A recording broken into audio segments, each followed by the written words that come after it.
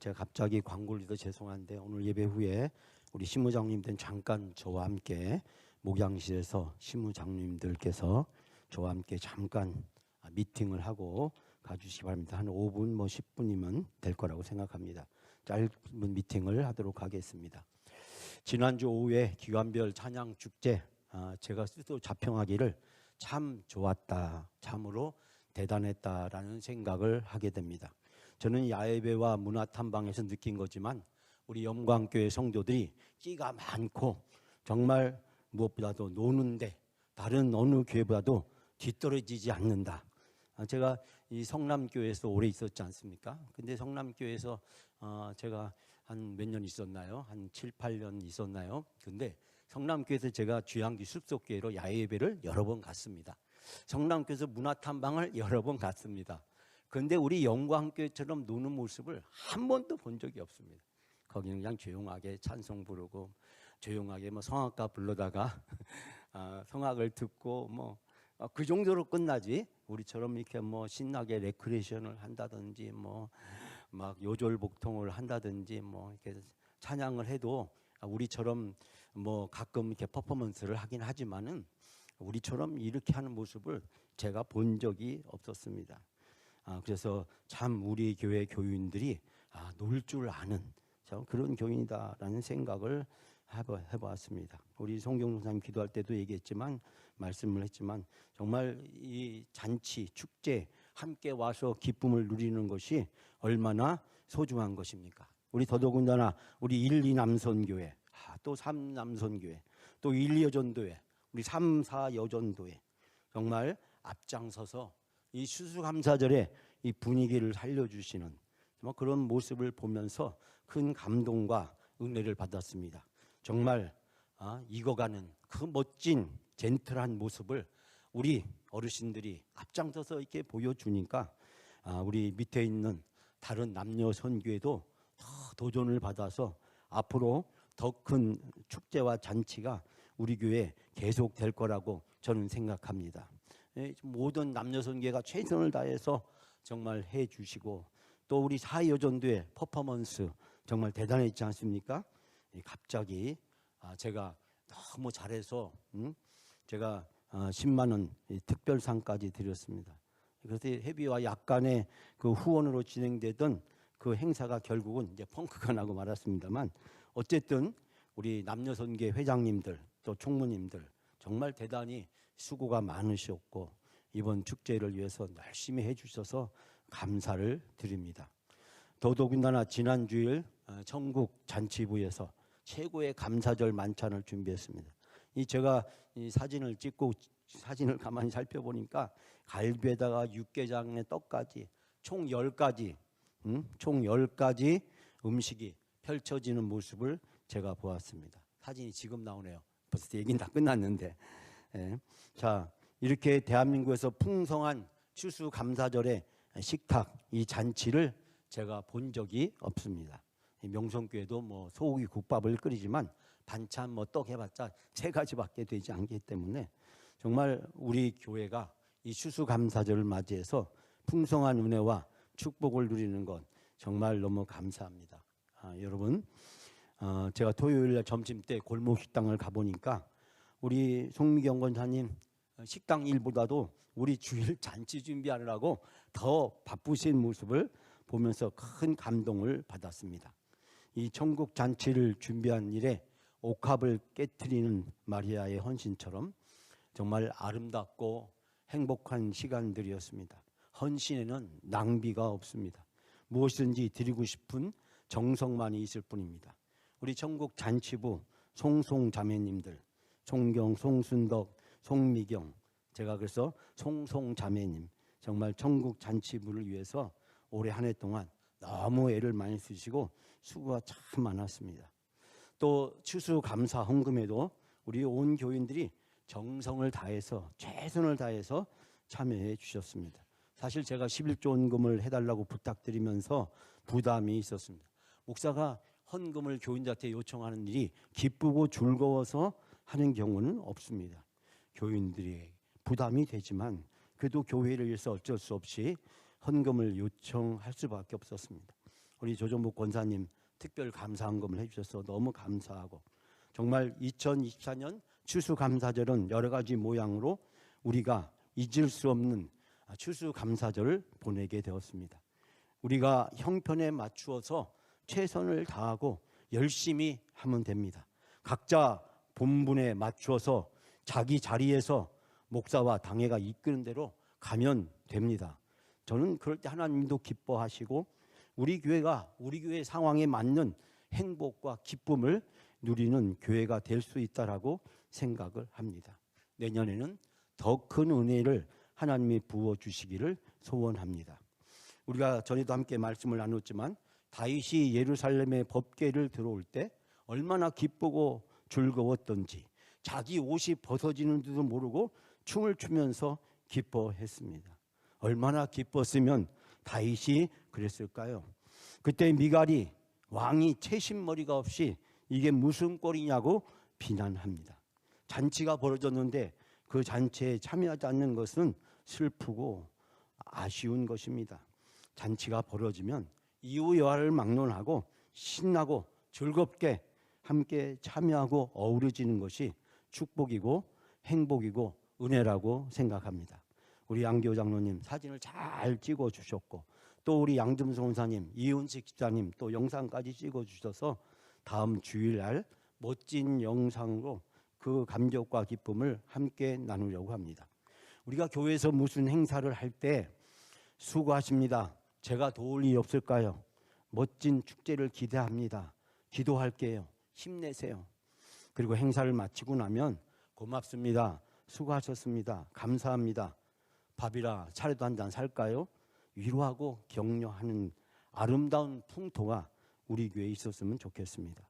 우리 교회가 신나게 재미있게 잘 놀지만 그러나 2% 격려하는 힘이, 칭찬하는 힘이 때로는 부족한 것을 느낍니다. 여러분, 2024년 이 추수감사절에 수고하신 모든 분들에게 하나님의 크신 은혜와 축복이 함께하여 주실 줄 믿습니다. 이스라엘 백성은 한 해에 2번씩 추수감사절을 지켰습니다. 첫 열매를 딸 때와 그리고 마지막 열매를 저장할 때 추수감사절을 지켰습니다. 우리가 이제 맥주 감사절이 첫 열매를 딸 때고, 그리고 이제 11월 셋째 주가 되는 주간이 이제 마지막 열매를 따서 저장할 때라고 우리가 생각하시면 되겠습니다. 즉 수확이 시작되었고 또 수확을 마치게 되었을 때 하나님 앞에 각각 감사를 드리게 된 것을 보게 됩니다. 우리가 오늘날은 도시에 살고 있기 때문에 우리가 사실 추수감사절의 감격과 기쁨을 느끼지 못하는 경우도 있습니다. 그렇지만 지난 한 해 동안 하나님이 주신 은혜를 헤아리면서 감사하는 절기를 보낼 수 있는 것은 우리에게 큰 은혜고 축복인 것입니다. 오늘 시편 107편의 말씀, 사실 끝까지 읽어야 되지만 아주 긴 시편 중에 하나입니다.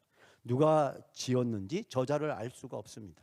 다만 이 본문의 말씀 전체의 상황에서 우리가 발견하게 되는 것은 바벨론 포로 기간에 돌아온 그 고난과 역경을 겪었던 사람들이 그 바벨론 포로 기간에서 하나님이 어떻게 은혜를 베풀어 주셨는지, 그리고 바벨론 포로에서 어떻게 다시 시온으로 예루살렘으로 극적으로 돌아오게 되었는지, 그 하나님이 베풀으신 은혜와 사랑과 긍휼과 그 감격을 고백하고 있는 것을 보게 됩니다.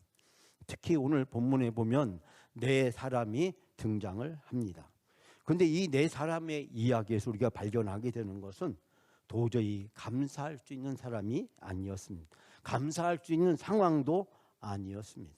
한마디로 지금 고난과 역경 속에 고통을 당하고 있었던 사람들이었습니다.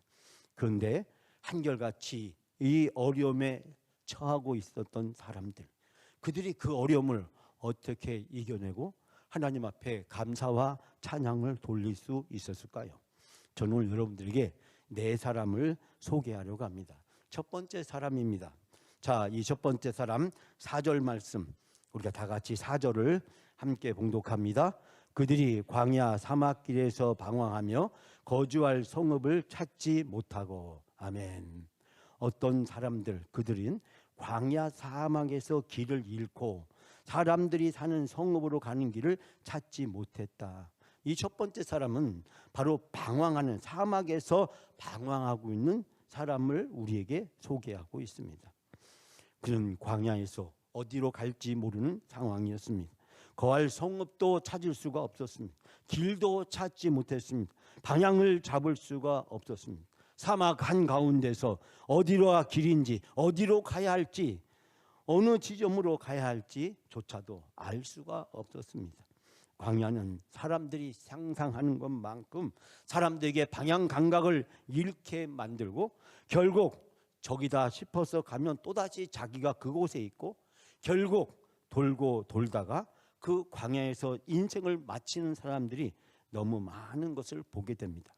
나침판을 가지고 제대로 가야 될 길을 찾거나 하늘의 별을 보고 가야 될 길을 찾을 수 있는 지혜와 명철이 없다고 한다면 결국 이 광야에서 살아남는 것은 정말 어려운 것입니다.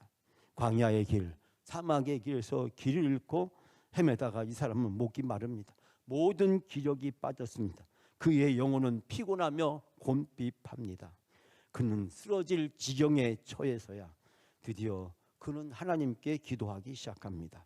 자, 여러분 6절 말씀 다 같이 함께 봉독합니다. 이에 그들이 근심 중에 여호와께 부르짖음에 그들의 고통에서 건지시고. 아멘. 그러나 그들이 그 고난 가운데 주께서 부르실 때 주께서 그들을 그 고통에서 건져주셨다고 이야기합니다. 그가 근심 중에 방황하던 중에, 그리고 더 이상 힘이 없어서 방황조차도 할 수 없는 그 극단적인 상황에 직면하게 되었을 때 그 막다른 골목에서 나를 도와주십시오라고 하나님 앞에 부르짖습니다. 근심 중에 그는 기도합니다. 편안한 중에, 안락한 중에 기도하는 것이 아니라 오늘 말씀해 보니까 근심 중에 그가 여호와께 부르짖었다고 이야기합니다. 그의 고통과 그의 상황이 얼마나 힘들고 어려우면 그가 하나님께 부르짖었을까요?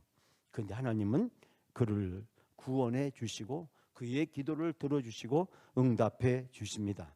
사랑하는 여러분, 우리가 기도하면 하나님은 기도할 때 우리의 문제에 개입하시고 우리의 문제를 만져주시고 우리의 문제가 하나님의 문제가 되게 하시고 그 문제를 통해서 하나님의 능력과 권능을 베풀어 주시는 줄 믿습니다. 사랑하는 여러분, 이 사람은 죽을 지경에 있었지만 그는 하나님께 기도했을 때 하나님이 그를 건져주셨고 바른 길로 가게 해주시고 그로 하여금 거할 만한 장소를 찾게 해주십니다. 사랑하는 여러분, 광야에서 방황할 때 그에게 아무런 희망과 기대가 없었으나 하나님께 부르셨을 때 하나님은 그를 구원해 주셨습니다. 사랑하는 여러분, 두 번째 사람을 이제 만나려고 합니다. 자, 10절 말씀 우리가 함께 봉독하지 않았지만 10절 말씀 다 같이 함께 봉독합니다. 사람이 흑암과 사망의 그늘에 앉으며 곤고와 쇠사슬에 매임은. 아멘. 사람이 어둡고 캄캄한 곳에서 살며 고통과 쇠사슬에 묶여 있다라고 이야기합니다. 두 번째 등장하는 사람의 이야기는 쇠사슬에 채워져 있습니다. 어둡고 캄캄한 지하 감방에 그는 갇혀 있습니다. 그곳에서 쇠사슬에 그의 몸은 묶여져 있고 그는 그 어두운 감방에서 고통을 느끼며 있었습니다. 그의 마음은 고생의 질곡으로 가득 차 있었습니다. 그가 감옥에서 지금 이 비참한 삶을 겪고 있지만 아무도 그를 아는 사람이 없고 그를 살펴주는 사람이 없습니다. 그는 홀로 갇혔고 외롭습니다. 일으켜줄 사람이 아무도 없습니다. 그는 깊은 절망과 좌절에 빠져서 이제 죽을 날만 기다려야 되는 비참한 신세였습니다. 그러나 그는 어떻게 했을까요? 13절 말씀 13절 다 같이 함께 봉독합니다. 이에 그들이 그 환난 중에 여호와께 부르짖음에 그들의 고통에서 구원하시되. 아멘.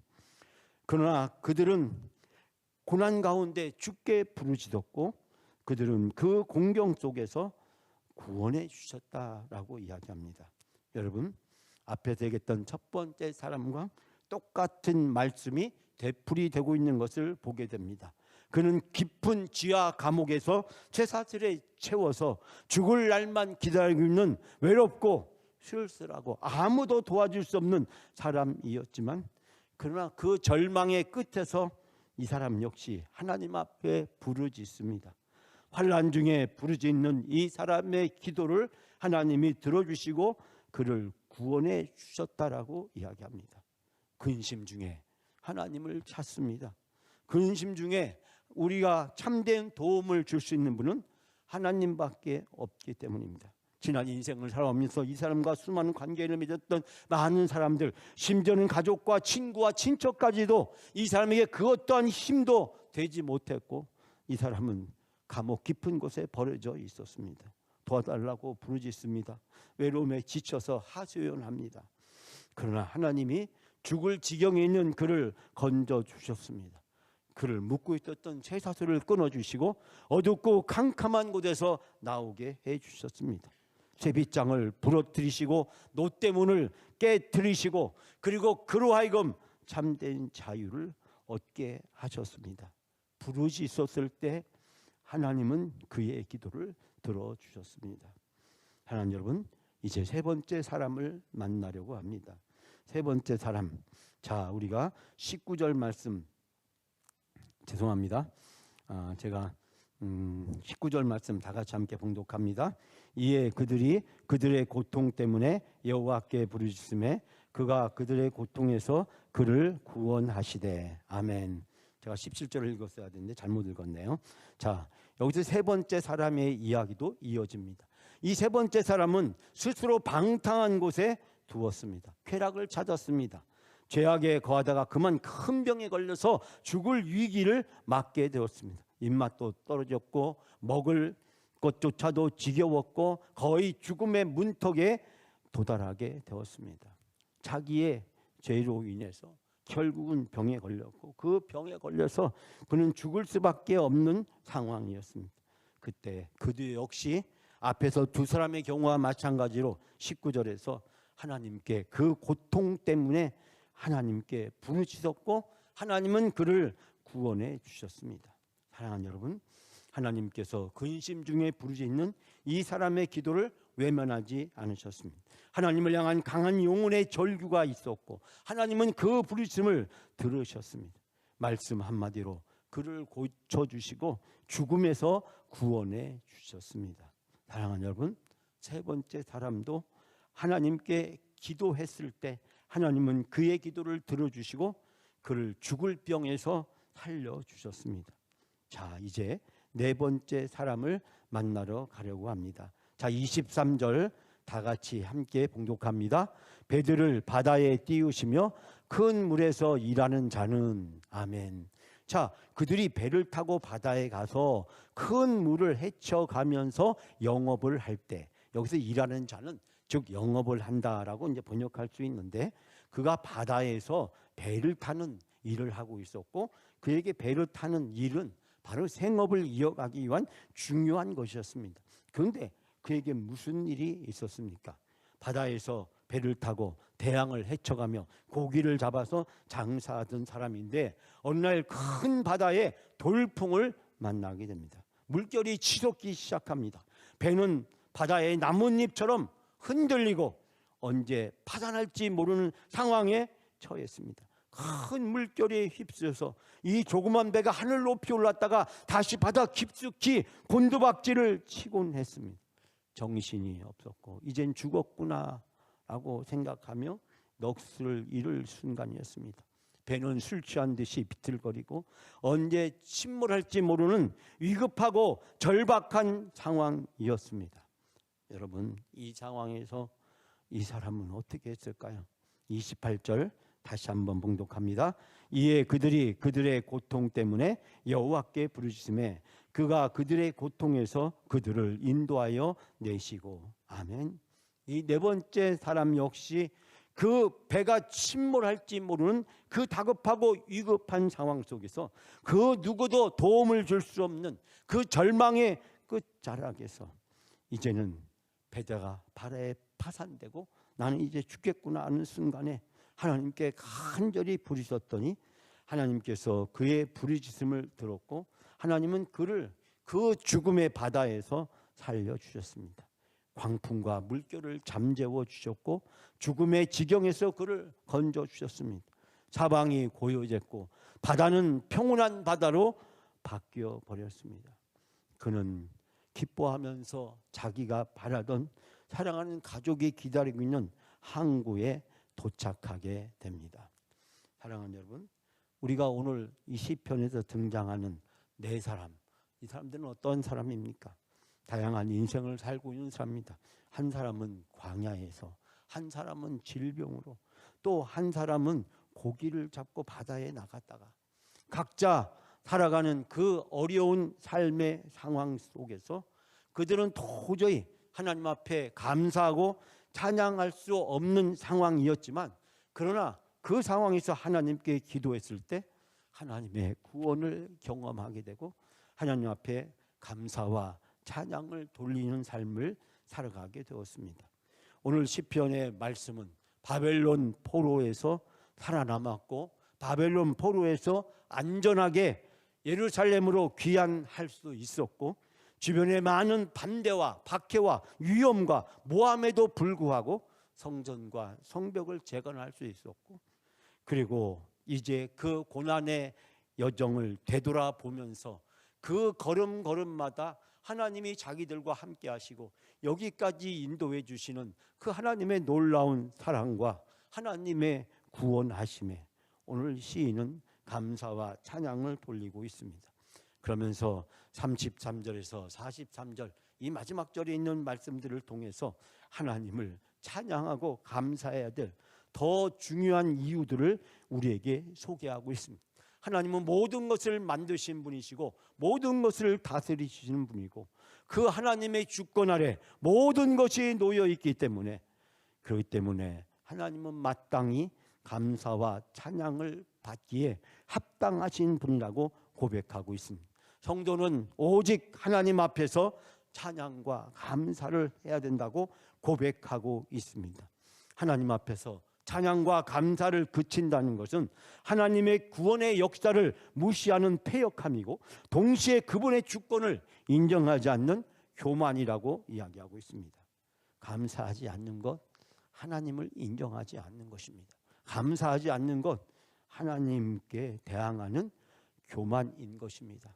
하나님이 주인이 아니라 내가 주인이고 모든 것은 내 힘으로 내 능력으로 된 것이지 하나님의 힘으로 하나님의 능력으로 하나님이 베푸신 사랑과 은혜에 의해서 주어진 축복이 아니라고 당당하게 하나님 앞에 죄를 짓는 것임을 고백하고 있습니다. 결국 오늘 시편의 말씀은 찬양과 감사는 우리가 취사 선택할 수 있는 그런 것이 아니라 필연적으로 성도의 생활에서 반드시 드려야 될 의무와 책임인 것을 이야기하고 있습니다. 감사와 찬양은 취사 선택할 수 있는 것이 아니라 성도의 신앙의 영역에서 반드시 지켜져야 될 마땅한 도리이자 의무라는 사실을 거듭해서 이 시인은 고백하고 있습니다. 사랑하는 여러분, 추수감사절 절기를 우리는 보내고 있습니다.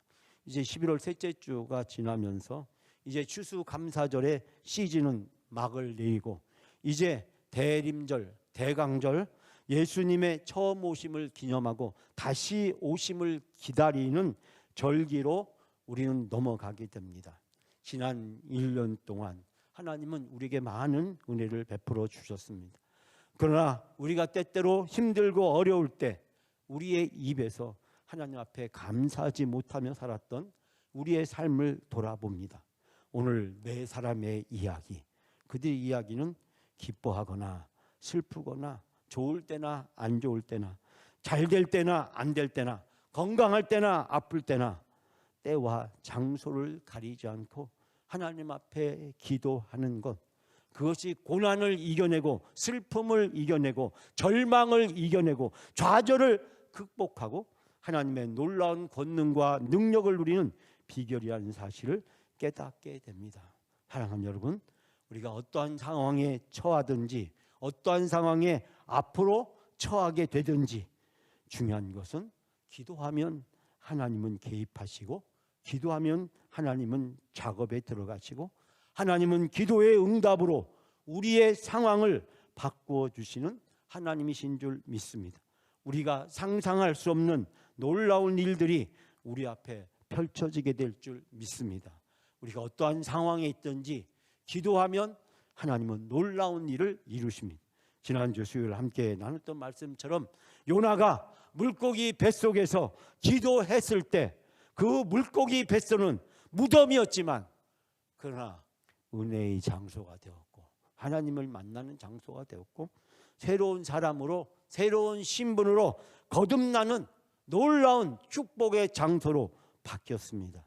여러분, 기도하면 물고기 뱃속이 죽음의 자리가 아니라 하나님을 만나는 은혜의 자리, 하나님의 사랑과 권능을 통해서 새로운 사람으로 변화되는 놀라운 은총의 자리로 하나님이 바꾸어 주시는 것을 믿습니다.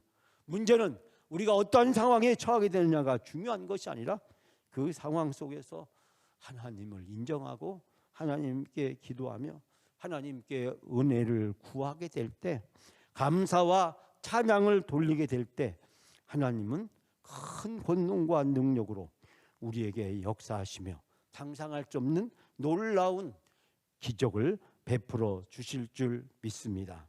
사랑하는 여러분, 어떤 상황 속에도 하나님께 기도하고 하나님께 찬양과 감사를 드리는 것이 성도의 본분이고 은혜와 축복을 받는 통로인 줄 믿습니다. 살다가 보면 찬양할 수도 없고 감사할 수 없는 날이 우리에게 다가오게 됩니다. 그날이 오기 전에 하나님의 은혜와 축복의 통로를 열어가는 복된 성도님들이 다 되시기를 주님의 이름으로 축복합니다.